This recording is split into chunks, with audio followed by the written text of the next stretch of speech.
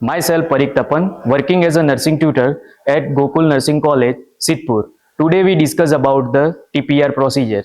TPR એ basic procedure છે જે first યરના સ્ટુડન્ટોને first યરની અંદર ફંડામેન્ટલની અંદર ભણાવવામાં આવે છે. ક્રિટિકલ કન્ડિશન હોય કે પછી નોર્મલ તમે ઓપીડીમાં ચેકઅપ માટે જાઓ છો, ડોક્ટર ફર્સ્ટ ઓફ ઓલ તમારા વાઇટલ સાયન્સ ચેક કરે છે એટલે કે ટીપીઆર ની અંદર ફર્સ્ટ ઓફ ઓલ ટીપીઆર એટલે કે ટેમ્પરેચર, પલ્સ અને રેસ્પિરેશન.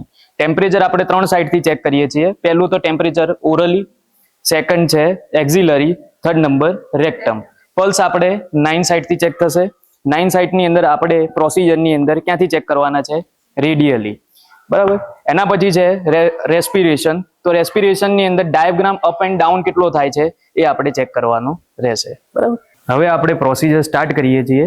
તો તમે પ્રોસિજર સ્ટાર્ટ કરો છો એના પહેલા તો આપણે પેશન્ટને શું કરવાનું છે? પ્રોસિજર એક્સપ્લેન કરવાની છે. પેશન્ટને એક્સપ્લેન કરી દો પ્રોસિજર, એના પછી આપણે હેન્ડ વોશિંગ માટે જવાનું છે. હેન્ડ વોશિંગ કરીને આવો તમે, બરાબર. એના પછી તમારે થર્મોમીટર લેવાનું છે. થર્મોમીટરનું તમારે મર્ક્યુરી ચેક કરવાનું છે. જો એનું રાઇઝ હોય તો તમારે શું કરવાનું છે? એને શેક કરવાનું છે. તમે જ્યારે પણ શેક કરો છો તો તમારે સાઈડમાં અને બેડમાં ટચ ના થાય એનું ધ્યાન રાખવાનું છે, કારણ કે ટચ થશે તો એ શું થશે? તૂટી શકે છે, બરાબર.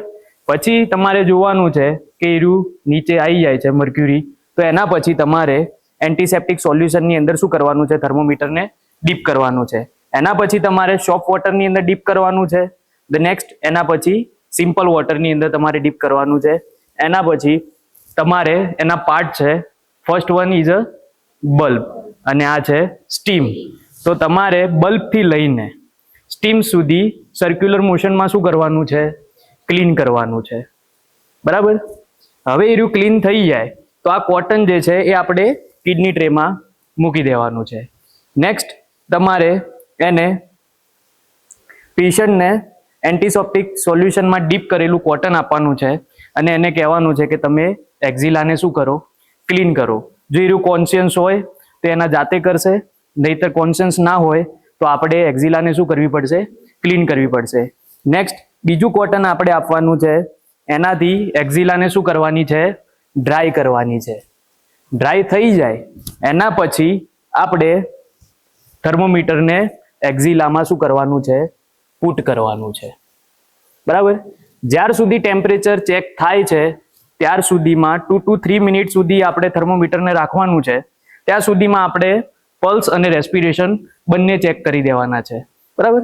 તો હવે આપણે પલ્સ ચેક કરીએ છીએ તો પલ્સ નોર્મલ કેટલા હોય? 72 પર મિનિટ, બીટ્સ પર મિનિટ, બરાબર. તો તમે પલ્સ ચેક કરો 1 મિનિટ સુધી, પણ એના માટે તમારા જોડે વોચ હોવી જરૂરી છે. તો વોચમાં તમારે શું કરવાનું છે? 1 મિનિટ સુધી જોવાનું છે. ચેક થઈ જાય એના પછી તમારે નેક્સ્ટ શું કરવાનું છે? પેશન્ટને ખબર પડવી જોઈએ નહીં કે તમે એનું રેસ્પિરેશન શું કરી રહ્યા છો? ચેક કરી રહ્યા છો. જો તમે પેશન્ટને ખબર હશે કે આપણે એનું રેસ્પિરેશન ચેક કરી રહ્યા છીએ તો એનો બ્રીથિંગ એની શું થઈ જશે? ડિફરન્ટ થઈ જશે. યા તો એ વધારે શ્વાસ લઈ લેશે યા તો પછી એનો ઓછો શ્વાસ લેશે. તો એનાથી આપણું જે રીડિંગ આવશે એ રોંગ આવી શકે છે. તો આપણે 1 મિનિટ સુધી એ ચેક કરવાનું છે. તો આપણું રેસ્પિરેશન નોર્મલ 16 થી 20 બ્રીથ પર મિનિટ હોય છે.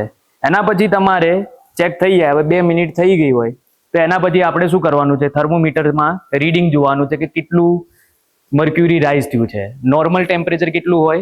37 અંશ સેલ્સિયસ, બરાબર. એ તમે ચેક કરી દીધું. એના પછી આપણે ટીપીઆર શીટ હોય એની અંદર તમારે શું કરવાનું છે?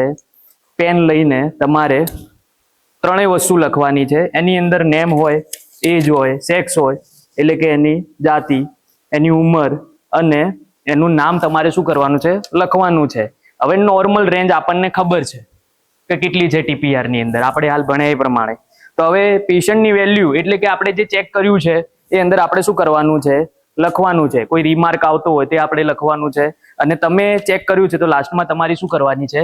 સિગ્નેચર કરવાની રહેશે. ધ નેક્સ્ટ તમે થર્મોમીટરને શું કરવાનું છે? એન્ટીસેપ્ટિક સોલ્યુશનની અંદર ફરીથી એને ડીપ કરવાનું છે.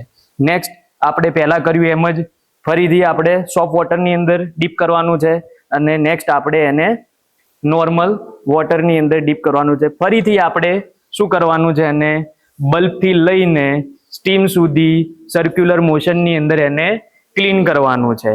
ક્લીન થઈ જાય એના પછી આપણે એને ડ્રાય કરવા માટે મૂકી દેવાનું છે. ડ્રાય થઈ જાય એના પછી ફરીથી એને પેક કરી દેવાનું છે. ઓકે, ચલો, થેન્ક યુ.